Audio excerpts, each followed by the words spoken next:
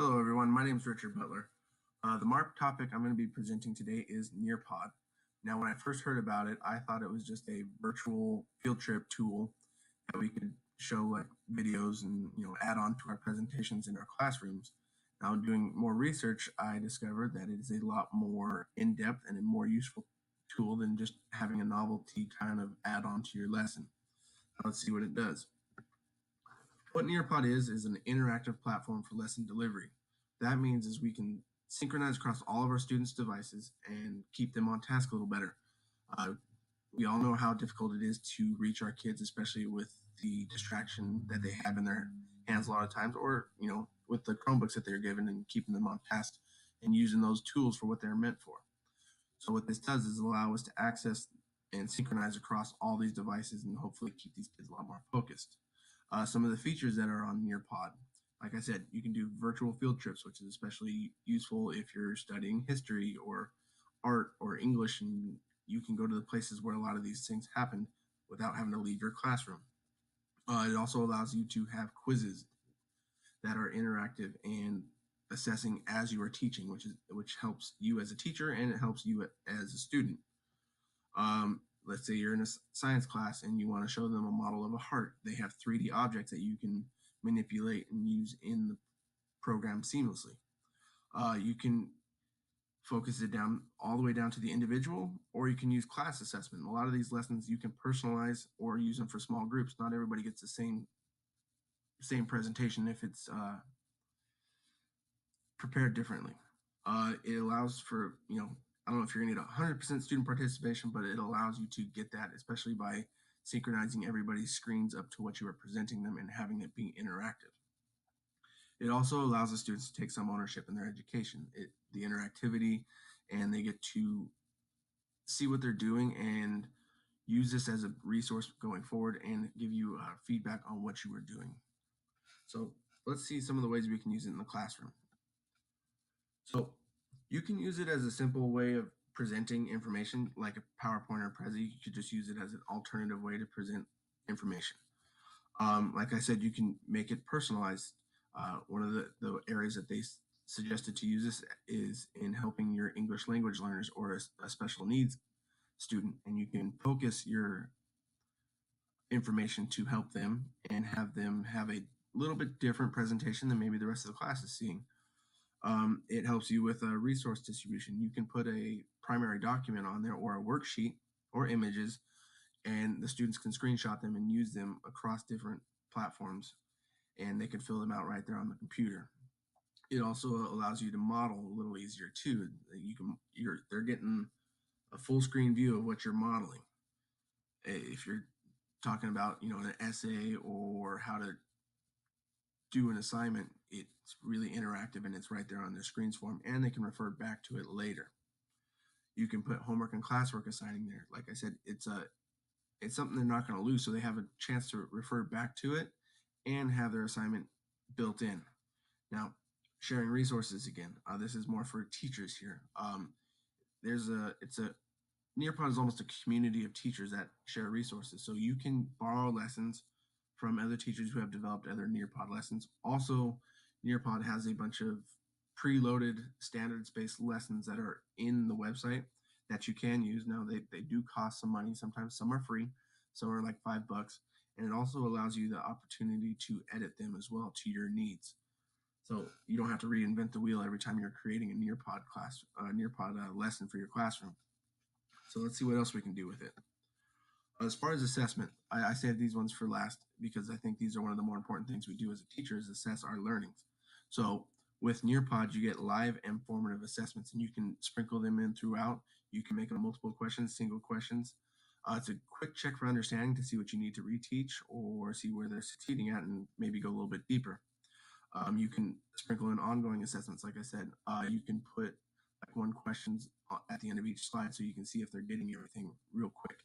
It also allows the kids to self-assess so they can see what progress they're making, and if they need to go back, they can at a different time, or they can see what they need to focus on or what they're doing really well at. One of the cool things I saw too was that it allows for open-ended tasks. It's not just fill in the blank stuff. It allows students to or teachers to put in like free writes in there. So if they want to write on a certain subject, it allows them to put that right into the lesson plan, and that way you can see what they're writing, and they don't have the pressure of having to do it outside of the lesson, and they have that for resources later. Now, there's a quick tutorial that I have next. So we're going to watch a quick YouTube video. Here we go.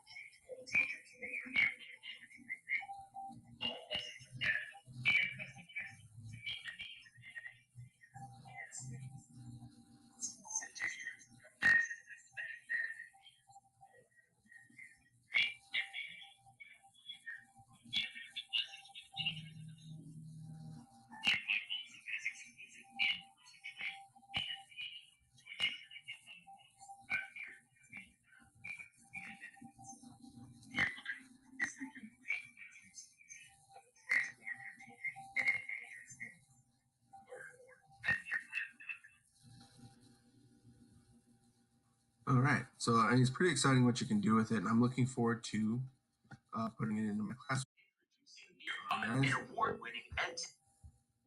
Sorry about that.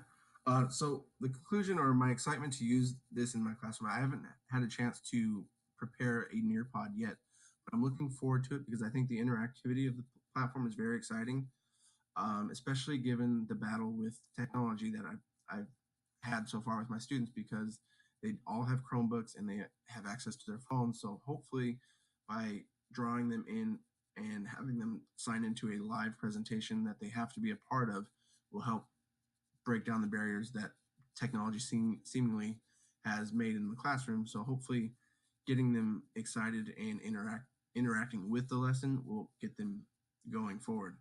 I really like the idea of digital field trips, especially in history class. Right now we're starting the French Revolution. So being able to maybe take them to Paris and show them Versailles and give them a little context to what they're learning and seeing how the terrain was, or in the different historical buildings, without having to just go through a slideshow of photos. The real-time assessment data, I'm a big fan of formative assessment and checking for understanding while we're in a lesson. So having them interact and have real-time assessment, I think will help teach my teaching, and it will help them learn, see where I need to go. And then being able to share primary and supplemental sources, I think will be very good too, seamlessly, and they can interact with them. So that was my presentation. Here are my references. I hope you guys enjoyed it. Thank you very much.